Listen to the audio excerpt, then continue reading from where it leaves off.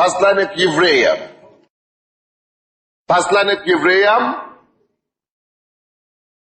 4 глава, 12 стих. Послание к евреям, 4:12. Прошу прощения. 4:12. Ибо Слово Божие живо и действенно. Ибо Слово Божие живо и действенно и острее всякого меча обоюдоострого.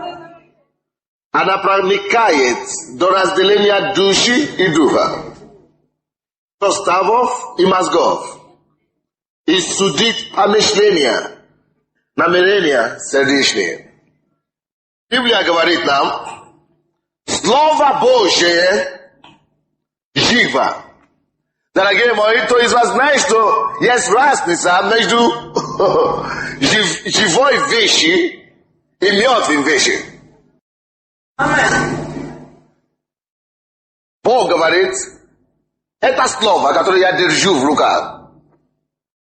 Это слово, которое вы слушаете. Это слово, которое вы говорите, Слово Божье, которое я говорю сейчас, что оно живо. Аллилуйя! Вы не поняли, что такое жить. Допустим, когда я хожу так, это признак того, что я живу. То, что живо, она всегда, это значит, она имеет свойство какое-то в себе, которое дает ему шевелиться. Это значит, жизнь там. Это значит, энергия какая-то там. Слово Божие живо. Здесь у нас цилиндр или как это, коробка какая-то здесь. Как у вас называется? Никто не знает. Поняли. Но, короче, все видят. Мы не можем говорить, что это живое существо. У кого-то есть книга там, какая-то, или тетрадь. Поднимите вашу тетрадь. Вы не можете говорить, что это тетрадь жива. Но когда речь идет, именно в этом заключается разница между Словом Божьим и всякими другими книгами или учебниками. Это слово, это не предмет. Бог говорит нам, что в отличие от этой коробки, в отличие от этих вещей, что Слово Божие, которое лежит и написано в этой книге, в этой бумаге, что оно владеет свойства жизни. Слово Божие, оно живет, оно живо. Мы слушаем просто слово, всего лишь слово. И когда человек слушает Слово Божие, происходит трансформация. Каламакасантою. Пускай Бог даст нам понятие о силе слова. Когда вы слышите Слово Божие, вы правильно делаете, на домашней группе у нас есть тесты. И мы часто даем место наизусть. То вы выучивали место писали наизусть. Если вы ходите на домашней группе, наверное, вы уже запомнили очень много места писания наизусть. Мы даем место писания наизусть. Потому что когда вы учите Слово Божье наизусть, когда это слово входит в ваш разум, те неспособности, всякие параличи в клетке разума вашего, всякие неспособности, всякие валости в вашей голове, в вашем разуме, оно начинает оживляться. Когда это слово входит в ваше сердце, жизнь приходит в ваше сердце. Ваше сердце начинает шевелиться сразу. Igbo. Hallelujah. Igbo slova boche. Kalabakata bababakata antayalando. Не играйте с этим словом, дорогие. Никогда не играйте с Библией. Вы понимаете, почему мы читаем каждый день? Мы бы встали с постели. Не могу прийти к себе.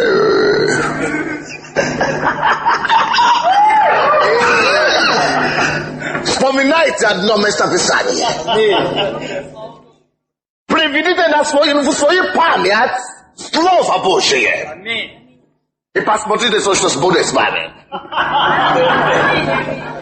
Жизнь придет.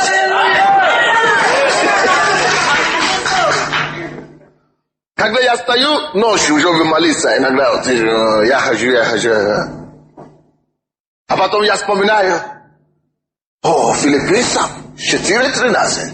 Все могу, аллилуйя! Все могу, аллилуйя! В укрепляющем меня Господа Иисуса Христа. Он укрепляет меня. И крепость приходит сразу же.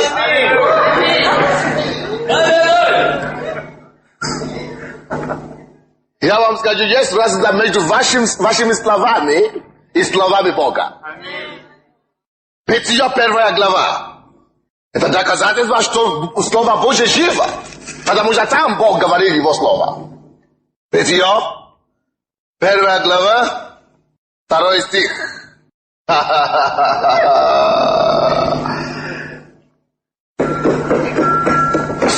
Слово Божие. Слово Божие. Вы понимаете, почему люди, которые живут без Слова Бога, Иисус даже не признает их как живыми, как живые. Правильно? Иисус говорит, что для того, чтобы жить, вот Матфея 4:4. Что там написано? Ибо не хлебом одним жить человек будет, но всяким словом, исходящим с уст Господа. Это значит, человек может жить, чтобы жить. Определенное ключевое слово в этом стихе — это жить. Ибо не хлебом одним жить будет человек. То, что дает жизнь помимо хлеба, он не говорит, что хлеб не нужно, чтобы жить. Потому что если ты не будешь кушать, ты умрешь тоже. Так что нужно, чтобы кушать, а потом, но ты кушаешь, это еще не достаточно, чтобы жить. Но чтобы принять жизнь настоящую, к этому хлебу, пищи натуральной, которую ты принимаешь, не хлебом одним жить человек будет, а всяким словом, исходящим из уст Божьих. Чтобы жить, надо две вещи. Хлеб и слово. Да, ты говоришь, что я живу, я такой крепкий парень, я служил в армии. Привет. И я никогда не читал Библию. В том-то и дело. Когда человек живет только хлебом, то и только материальными вещами. И он вообще не обращает внимания на Слово Божье, на Библию. В том-то и дело, что это не жизнь, это называется существование. Как, конечно, ты существуешь, я согласен. Но чтобы жить, надо второе сочетание. Вы понимаете, почему Иисус не признает человека как живым, пока он не примет Слово. Ибо Слово Божие живо. Это Слово дает жизнь.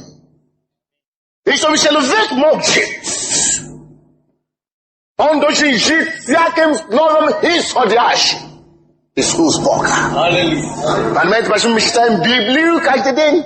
На метро, в автобусе, на улице, на остановках.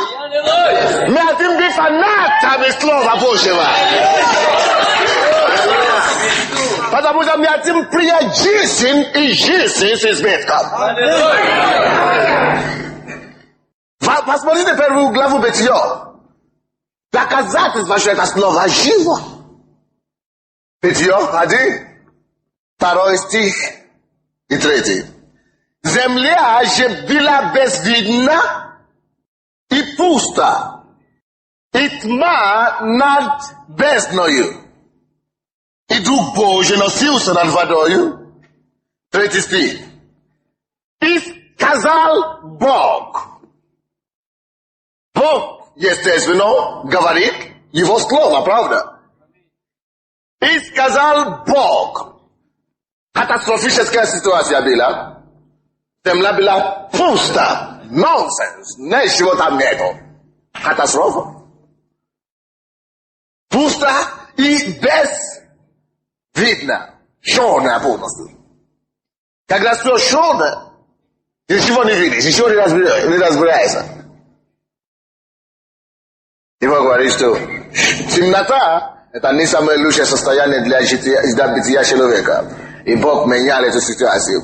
Я вам сказал, как Бог менял. Он не брал трактор, и он не начал делать эти ремонты и приводить проводы электричества. И он это не делал. Он не послал рабочий с неба, чтобы ангелы начали трудиться. Он это ему не понадобилось все это делать. Кто-нибудь понимает меня сегодня?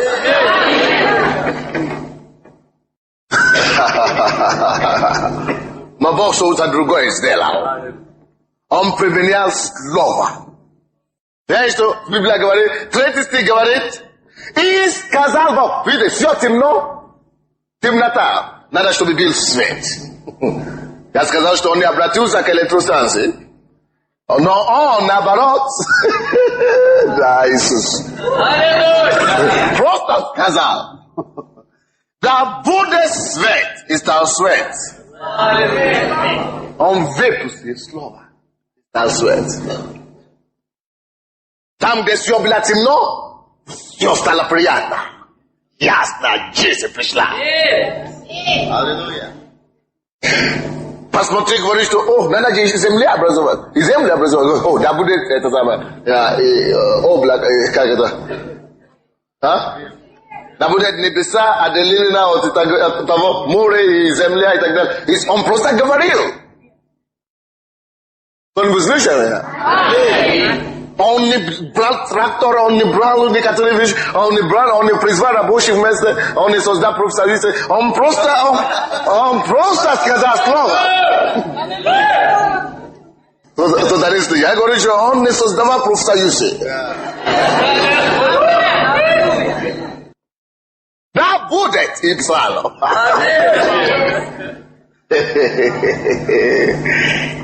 Аллилуйя. Слово Божие. Живо. Как это было бы чудесно, если мы поймем силу слова.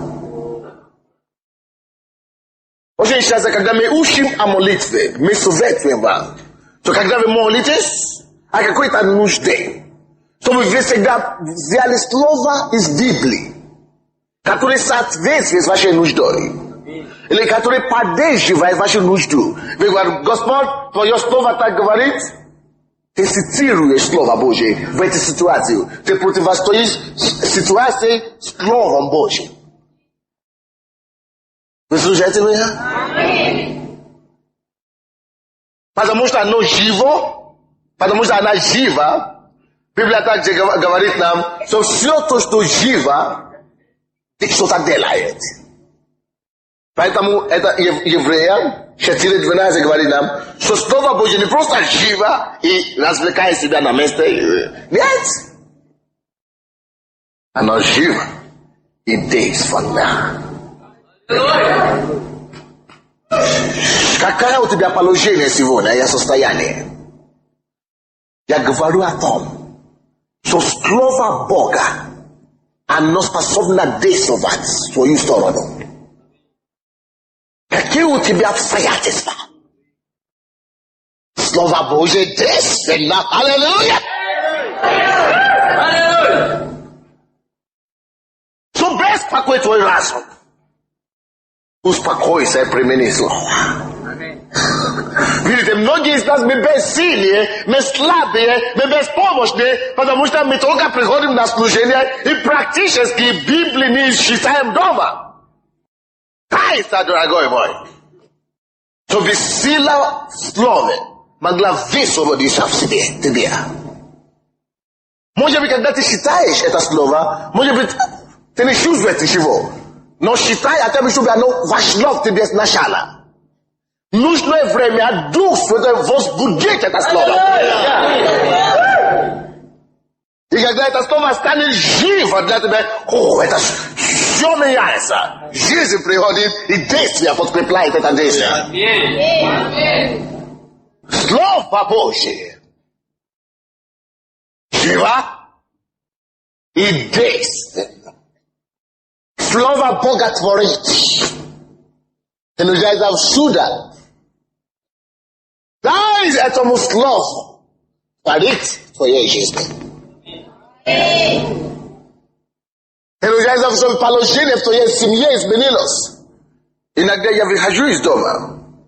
Я просто слушаю либо проповедь, либо прославление. И я выхожу. Потому что я наполняю свой дом словом. Магнитофон пускай играет. Когда ты приходишь, ты не приходишь в уныние. Ты приходишь в жизнь и в действие Бога.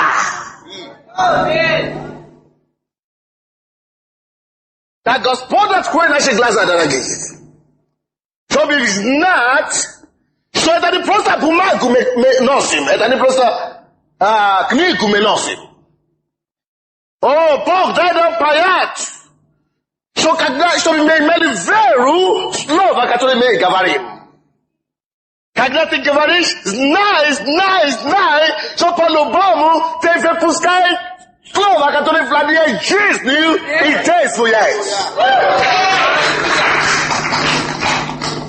Многие из вас, вы стараетесь спасать ваших людей, ваши, человека, мужа и родственников. И вы начинаете спорить. А как ты думаешь, это... Вспомни, что твои слова, они бессильные и жалкие. Цитируя ему Слово Божие. Вы знаете, когда вы начинаете цитировать Слово Божие, они скажут, не говори твое слово, как ты что? Они не хотят, чтобы ты говорил Слово Бога.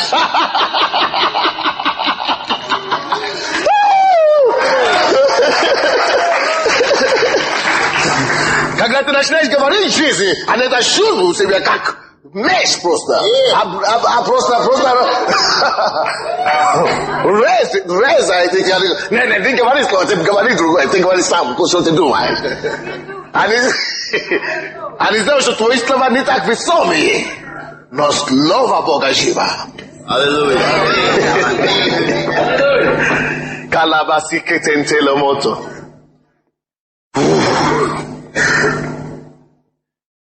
И вашими словами вы не можете спасать этих людей. Но словом Бога люди приходят к спасению. Первое послание Петра, 1 главу, посмотрите там. 1 глава, 1 послание Петра, 23 стих. 1 Петра 1, 23. Как возрожденные не от тленного семени, возрождение не от тленного семени, но от нетленного. От нетленного, это значит нетленное, и нетленное, это значит нечто-то, которое весомое, которое можно пощупать какое-то. Что не какая-то сила, какая-то возродила нас.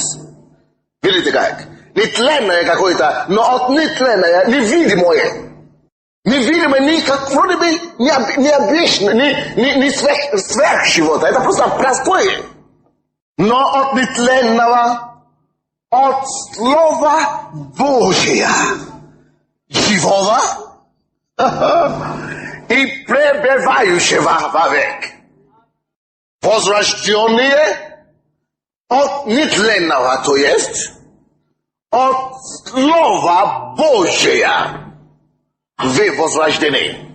Дорогие мои, многие из вас вы пришли в церковь, и вы думаете, что я пришел в церковь по свидетельству моей сестры, или какого-то брата, или какой-то сестры, или я пришел к Богу, потому что я пришла в церковь.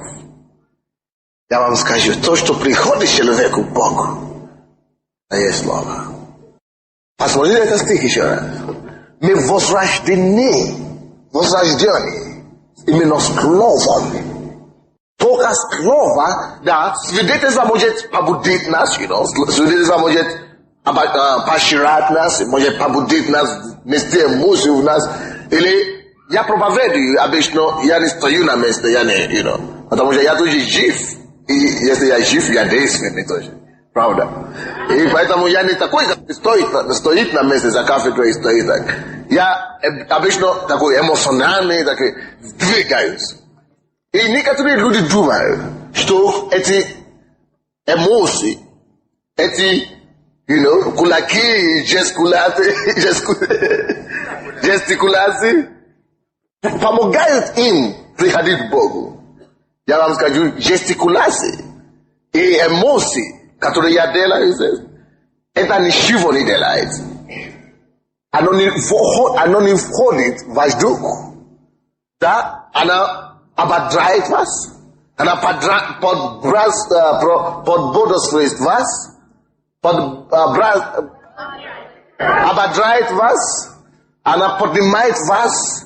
Оно сохранит вас. Ваше внимание ко мне, чтобы вы не спали. Но, оно сама не способна спасти вас. Но единственное, то, что входит в ваш дух, и дал вам жизнь, это есть то слово, которое идет в мои уста. И, дорогие мои, всякий раз, когда ты говоришь слово, имей веру в это слово, что слова, которые выходят из твоих уста, даст жизнь слышащему. Не сомневайся в этом. Знай, что ты говоришь не твои слова, а это слово Бога ты говоришь, а слово Божье, оно живо, оно действенно, оно дает жизнь слышащему во имя Иисуса.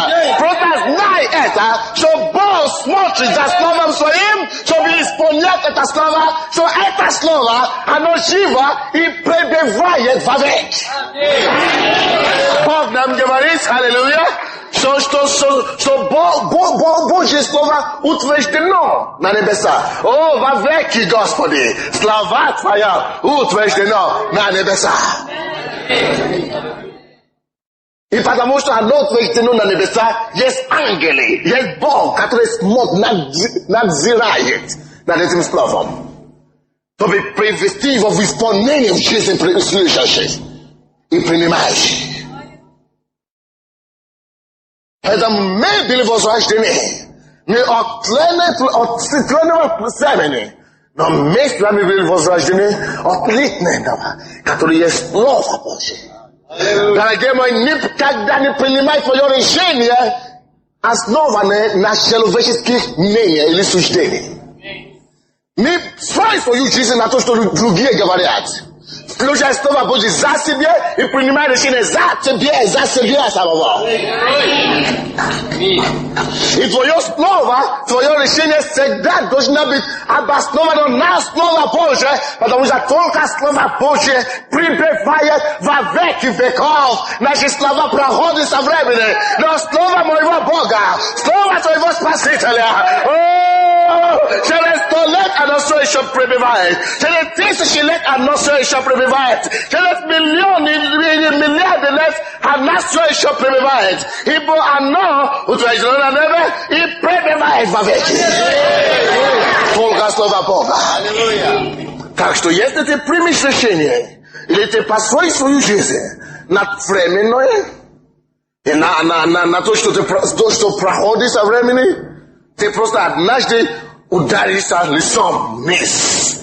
И ты получишь огромное разочарование. Кто-то слышит меня? Hej tam ty dojdziemy za strachowku. Ty dojdziesz za strachowaca. Ty dojdziesz być uweren. Що всякое слово, которое ты делаешь, может быть, хорошие люди, да, хорошие люди, без проблем. Но ключевые решения твоей жизни принимай на основании того, что Бог тебе открыл в Слове. Ибо Слово Божье живо, действенно и пребывает вовек. Иисус знал силу Слова, которое Он говорит. Иисус знал силу Слова. И он играл со своим словом. Очень часто он не говорил, он не спешил говорить. Аминь. Он меньше говорил, он более сдержанный. Но зато он знает, что всякое время, когда он говорит, то жизнь приходит. Откройте Евангелие от Иоанна 6:63. Евангелие от Иоанна 6:63. Дух животворит. Плоть не пользует немало. Что следующее слово? Не слышу? Слушайте то, что Иисус говорит. Дух животворит. Плоть не пользует немало. Слова же, которые говорю я вам, аллилуйя. Слова, которые говорю я вам, суть, дух, и что? Иисус нас не говорит пустые слова. Дорогие, люди, чтобы вы молчали, чем болтать. Аминь. Даже Иаков нам говорит, Иаков 1 глава, говорит нам, что будьте скоры в слышании, но медленнее слово. Аминь! Аллилуйя! Лучше сегодня говорит, что чем стать болтовня. Иисус был таким. Он уверялся, что если он будет говорить, то это слово должно идти от Духа Божьего. И раз оно идет отсюда, оно владеет жизнью. Аллилуйя! Аллилуйя! Ибо плоть не пользует немало. Многие из нас делают слишком много вещей в плоти, а потом попадаем в депрессию.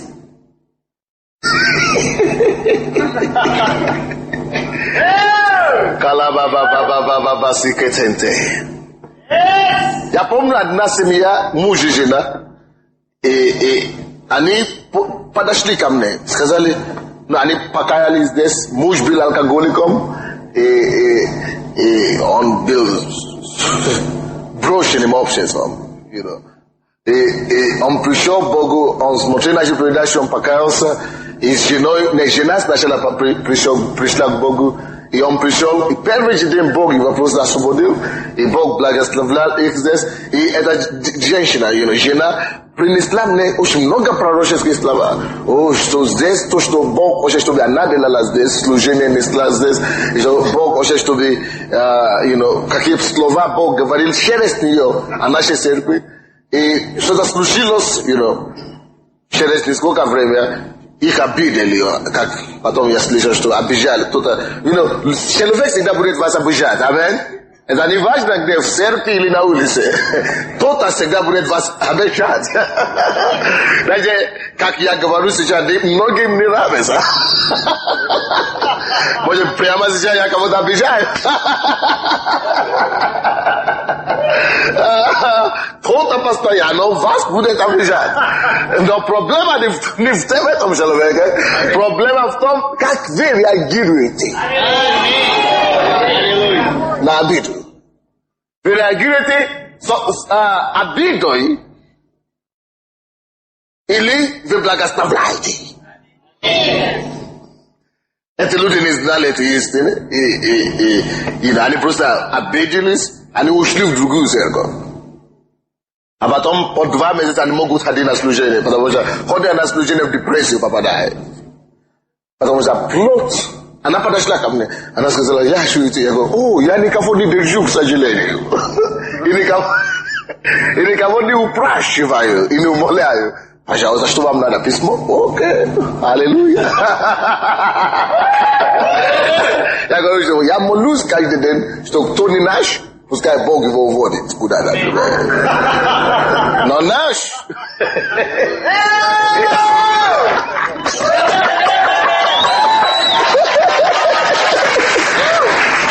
Jesus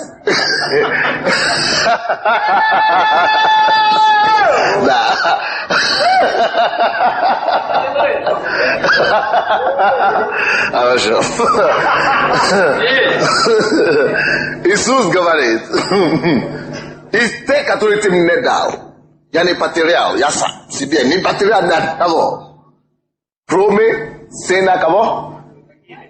Погибели, который сам ушел. Я его не потерял, но он сам ушел. Поэтому ты не должен бороться за ничего тебе.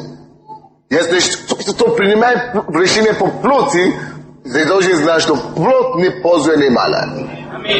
Только дух, слово будет приносить жизнь. И дух, который в этом слове животворит, потворяет. Он бы слышал меня сюда. Поэтому ваши решения. И почему я это говорю? Потому что через несколько времени эта жена начала говорить, нет, это моего мужа обидели, но кто-то обидел мужа, и надо поддержать мужа. И поэтому она ушла с мужем. Она приняла свою жизнь, решение жизни на основании, что кто-то обидел мужа. Ты не должен принимать решение твоей жизни, основано на обстоятельствах даже. Решение твоей жизни не должно быть обосновано на то, что другие говорят, на мнение других людей. Ты должен знать, что ты слышишь с неба. Ты должен знать, что твои действия и акции обоснованы на Слово Божие. Тогда ты тверд, как лев. И смел, как лев Иуда. Аллилуйя. Поэтому, дорогие мои, схватитесь за Слово. Любите Слово. Дорожите Слово. Храните в себе Слово. Носите, будьте ходящим письмом. Амин. Ходите Словом. Откройте Слово, говорите Слово, которое обосновано на Слове. Просто действуйте согласно Слову. Потому что плоть, все то, что мы делаем в плоти, не пользует ни мало. Ты говоришь, я что-то делал по плоти, я был радостно. Но эта радость может быть длилась 5 минут. Или 5 лет. Или 50 лет. Но есть что-то лучше. Есть Слово Божие, которое длится вовеки. Вы знаете, мы много чего делаем здесь, на этой земле. И я вам скажу разница между людьми, которые живут по плоти.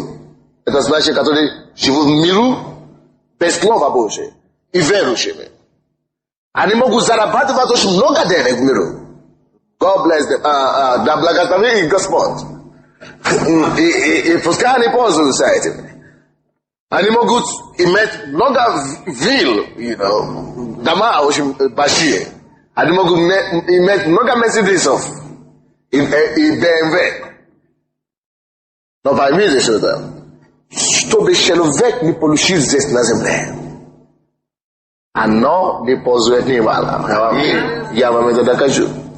Потому что когда тот день придет, когда им придется покинуть эту землю, они покинут эту землю голыми, пустыми руками.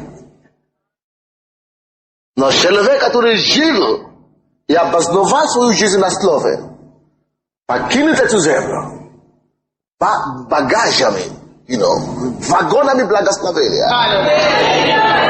Потому что все наши дела, они есть наши сокровища, которые хранятся там.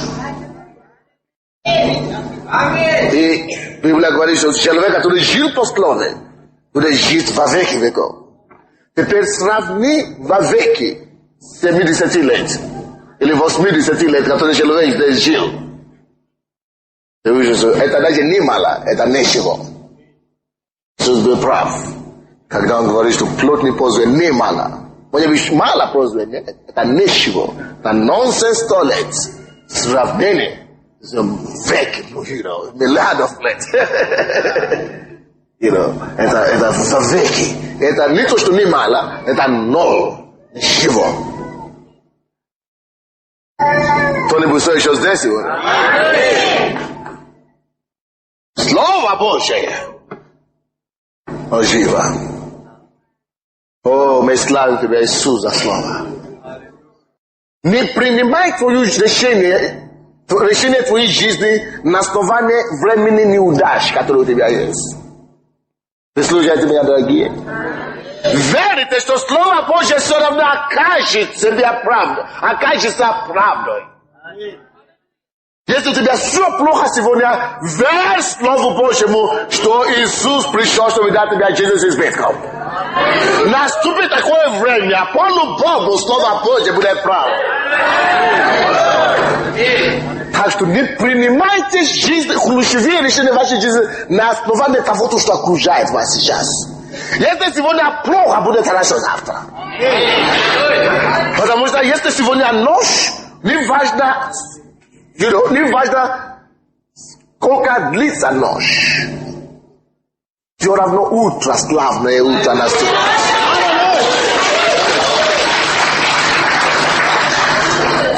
Даже когда вся почва покидает тебе, почва, все уходит, все, на что ты полагался раньше, все уходит, все, ты остался одним. Возьми так, слава Богу, что Слово Божье нетленное, невидимо. Даже если все одежды, костюм сняли у тебя, все, даже почвы нету, на которой ты можешь стоять. Подними твои руки, захвати за Слово и держись за Слово. Это Слово даст тебе новый костюм. Это Слово обеспечит тебе новую почву. И ты опять станешь на почву. Водой на этот раз.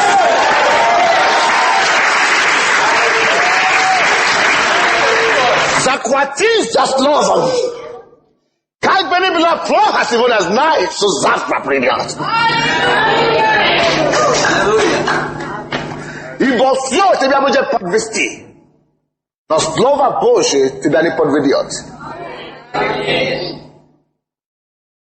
Слово Божие никому не подведет, потому что оно утверждено на небесах. Слово Божие. И живо. Когда мы приняли жизнь вечную, новую жизнь, мы приняли эту жизнь через Слово. Правда? Потому что Слово содержит в себе жизнь, и оно просто приходит. Дает тебе жизнь. Слово Божие. Истина. Похоже на человека, который сказал, что я хотел бы купить семена яблоки. Семена яблоки. Как это? Семена яблоки. Он ходит по магазину. Я чтобы купить семена яблоки. Потому что нету семена яблоки, но яблоко есть. Потому что нет, я не хочу яблоко, я ищу семена яблоки.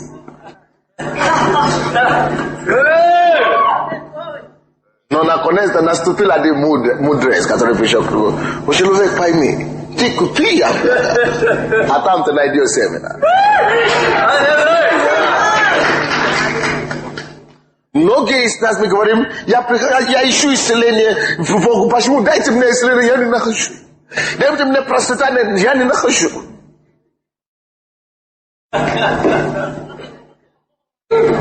Дайте мне жизнь вечную, что-то я нахожу. Возьми Слово и все это вкладывай в себя. Когда ты найдешь Слово, то находишь Слово, находишь жизнь. Потому что оно содержит жизнь, которая животворяет.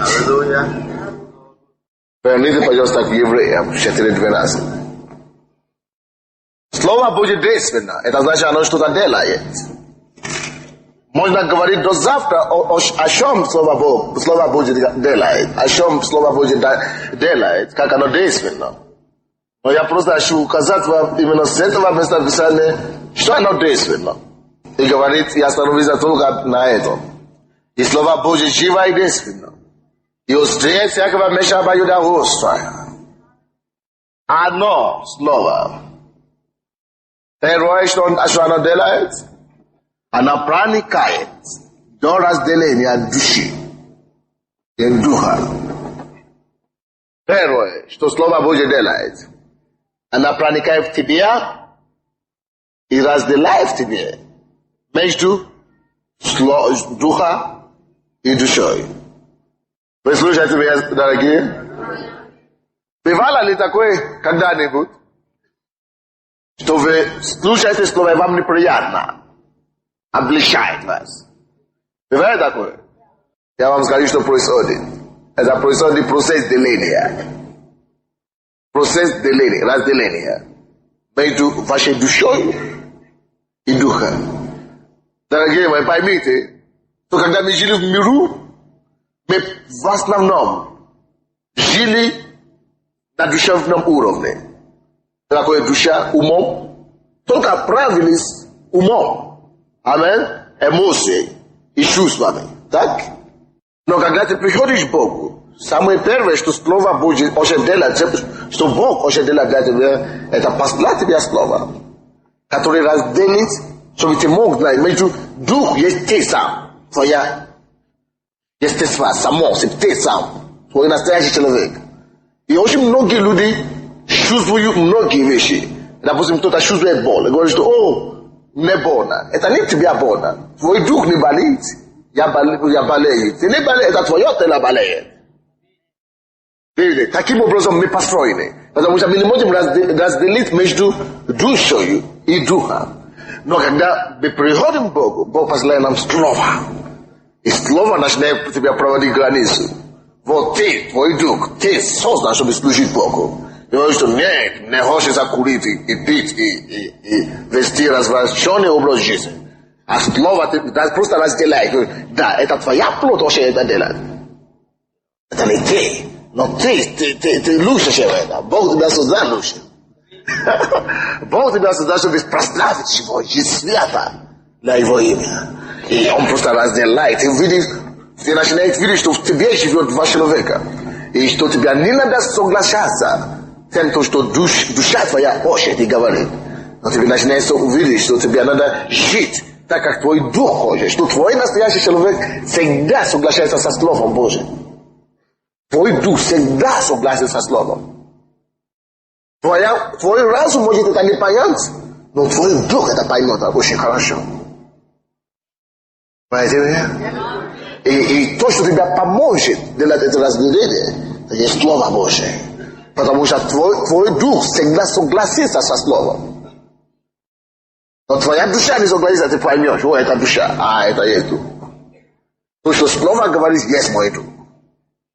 Слово, допустим, говорит, не сообразуйтесь с веком силы, не дружите с этим развращенным миром. А ты говоришь, что мне хочется у нас навести гостей, у нас это семейные гости, или как это, семейные друзья, или друзья семьи. Друзья семьи, и мы всегда пьем за столом каждый победы, день победы. Мы всегда за столом сидим, мы пьем. И ты видишь, что-то есть в тебя, который не хочет пить. Не хочет быть пьяным больше, потому что ты стал новым человеком. Твой дух не хочет быть пьяным. И твоя душа говорит тебе, нет, пойми, уже 45 лет вы отмечаете этот праздник вместе. И не нарушай традиции. Но Слово Божье говорит, нет, будь святой, как я свят. Я все понял. И Слово делает это. Разделяет между душой и духом. Много чего наша душа хочет. Но границу проводит для нас Слово Божие. Поэтому дружи Словом. Чтобы знать, как поступать правильно, дружи Словом. Чтобы знать, где воля Божия, просто дружи Словом Божьим. Читай, размышляй над Словом. Одна из самых больших благословений, которые вы можете получить, это размышлять над словом. Просто размышлять, разбираться. Словом Божьим. Что это значит? Думать, разбираться, размышлять над словом.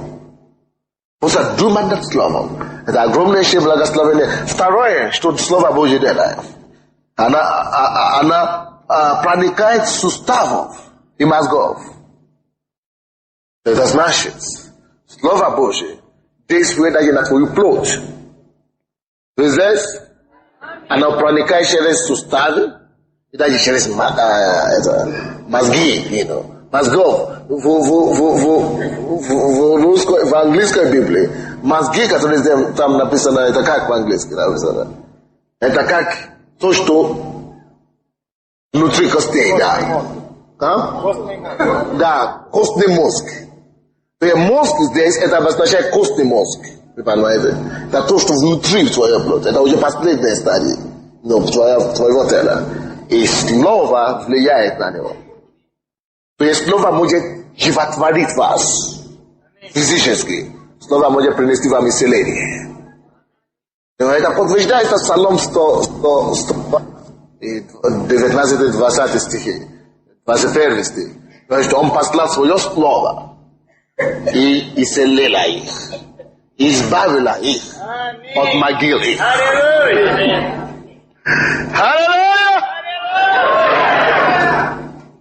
Слово Божье действенное, дорогие мои. И очень часто мы даже еще не начинаем, молиться или служением руки. Бог начинает исцелять людей в зале. Потому что слово приносит, оно разделяет между кости и суставом. Аминь. Дорогие мои, наполните свою жизнь словом. Если вы не можете всегда считать, если у вас есть магнитофон, слушайте постоянно слово. Если вы работаете на кухне, включите магнитофон. Пускай проповедь шла.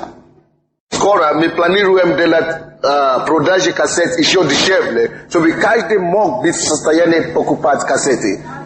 Хотя бы раз в неделю или раз в месяц. Вы должны наполнить своим домом слово. Своим домом словом.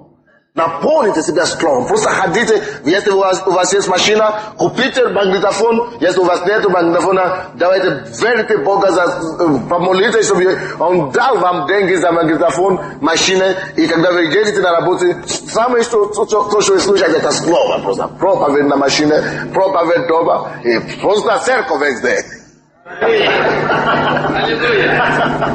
Аллилуйя!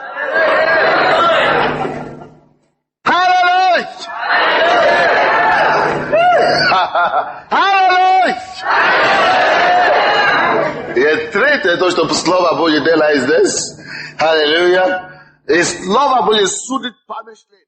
Помышление, это то, что здесь, в голове, и сердечное, это то, что уже вошло в вас, в голове сюда пустился. И многие из нас, как христиане, самые большие проблемы, которые у нас есть, это даже не с нашей плоти, я вам скажу. Это даже не с тем, что мы не любим Бога. Многие из нас мы любим Бога, мы хотим послушаться Богу, но мысли. О, какой конфликт там. Борьба там. О, там стреляешь. И уже путается, хорошо. Уже не знаю, куда идти, уже падает. Отступил, прости. Потому что многие на меня выдерживаем борьба мыслей, помышления и так далее. Но второе послание Коринфянам 10, 4-5 стихи говорит именно о силе слова. Аминь. И Слово Божье может проникать и просто разрушать помышления и твердыни в вашем разуме. Поэтому очень важно размышлять над Словом. Думать. Филиппийцам 4:8. Говорит, что думайте об этих вещах. Только то, что благодетельствует, то, что Росія, то, что полезное, то, что достославно и так далее. Только об этом думайте, потому что если вы будете думать о Слове Божьем, если вы будете размышлять о Слове Божьем, вы всегда будете выигрывать в борьбе мыслей, в борьбе разума. Люди, которые падают из-за того, что у них нечистые мысли в голове, это потому что у них нет достаточно слов там.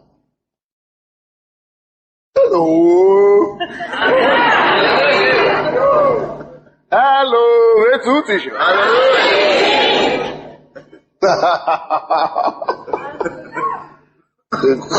Наполните свою жизнь словом. Это полезно со всех сторон, смотри. Все полезно это делать. Полезно быть наполненным словом. Полезно просто размышлять над словом, потому что это даст тебе одну из самых важных побед, которую тебе необходимо. Это победа в области разума. Победа в области мыслей. И если у тебя есть эта победа, ты можешь просто говорить, ну что, слава Богу за все. Слава Богу за все. Бо слово говорит, не переживайте ни о чем, не заботьтесь ни о чем, но во всем. Yes! Во всем. Благодарение и в молитве. Принесите ваши нужды перед Богом. Возложите ваши заботы на Него, ибо Он печется о вас. Аллилуйя. Я не буду заботливый. Аллилуйя. Я не буду немощный. Я не буду грустный. Я наполнен словом. Я даю свои заботы Богу, а Он заботится о них. Аллилуйя. Слово говорит так, и я буду делать так. Я не буду беспокоиться. Он пускай беспокоится обо мне. Только человек, наполненный словом, может поступать таким образом. Дорогие мои, храните слова вашей жизни. Если бы она была тленное что-то, я бы сказал, храните это в вашем кармане. Но слава Богу, что она есть в книге, в форме книги. Можно все равно хранить в вашем кармане. Я вам расскажу маленькую историю. Я за историю маленькую. Когда я приехал сюда 10 лет тому назад, я приехал в Москву. Это был город-герой Москва. Я не знаю, если он еще есть город-герой, оно еще есть город-герой сегодня. Но не важно. И когда я приехал с такой маленькой Библией такая. И это семи такие, и Библия Гедеоновы братья. Я приехал вообще с 3 Библиями. И обычно, когда ты переходишь границу, они проверяют твои сумки. Если там есть такие антикоммунистические литературы, они выкидают. А я молился, Господь, они начали разбирать мои сумки. Я молился, Господь, дай им, чтобы они были слепы, как сестра Дела, чтобы они не видели, что это Библия. Кто-то говорит, не возьми Библию с собой. Я говорю, я возьму с собой. Они не будут видеть. Они видели, смотрели, не поняли. Не разобрались. Все, еди. И когда я приехал в Москву, я всегда ходил с этой маленькой Библией, Гедеоновы братья, в кармане. И в автобусе, в троллейбусе, и в такси я всегда читал. И там были со мной мой брат и земляки. Я новичок, и они говорят, новичок. Ты не знаешь, куда ты приехал, да? Понял.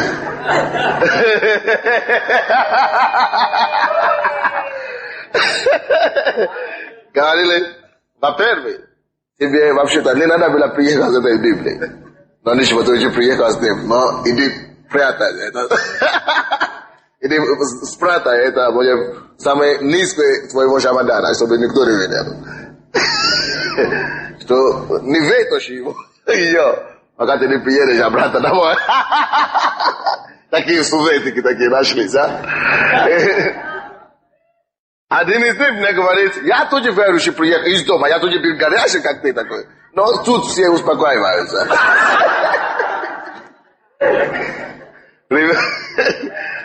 Ну, так говорит, серьезно? Серьезно, я даже ходил в такую церковь, как ты. Я там все. Действительно, он говорит, но моя Библия с тех пор, я уже все спрятал, чтобы никто не видел. А тут тебя просто либо вышел в Сибирь, либо домой. Пытался спорить с ними, но ты не можешь спорить со всем городом. Когда все, вроде бы все неверующие были.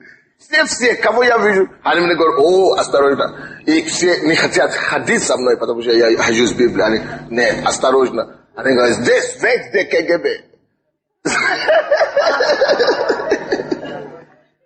Даже на улице, здесь все видят, что ты читаешь Библию, они тебя поймут. Однажды меня поймали, но я сказал им, все равно, либо меня убьют, потому что я уже достаточно видел в Боге, чтобы сомневаться, что Бог есть. Я уже достаточно переживал в Боге, чтобы забыть о нем даже на один день. Я уже не могу. Я уже лучше умру, неужели не считать Слово Божие и не молиться. Я уже слишком приблизился к небесному небесной троне. Я не отойду назад, я дойду туда.